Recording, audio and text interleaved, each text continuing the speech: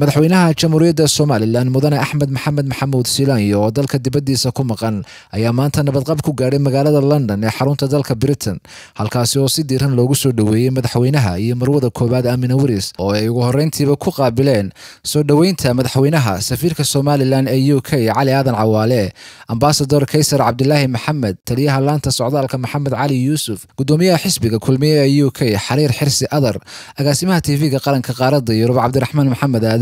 iyo xubno kale oo ka mid ah jaaliyadda Soomaaliland madaxweynaha oo intii aanu London u gudbin safar shaqo ku sii maray dalka Itoobiya ayaa magaalada caasimadda ah ee Addis Ababa kula kulmay madaxda dalkaasi lana yeeshay wadahadallo ay ku xoojiyeen saaxiibtinimada labada dal wasiirka waxbarashada Soomaaliland Samsam Cali Aadan ayaa iyaduna safarka ku helinayay madaxweynaha ugu horeyntiina TV-ga qaranka waxa la hadlay madaxweynaha oo warbixin kooban ka bixiyay safarkiisa iyo ujeedadiisu waxa ay tahay waxaan u yiri السلام عليكم ورحمة الله وبركاته. فرحنا وين بيننا تاني يوم تجلس هذا إن هالكان ما تسيف عنه وعسين وقصر دويسين فلذلك ما علينا سفر كانوا سعلا وسفر قابن أو فسح قابنا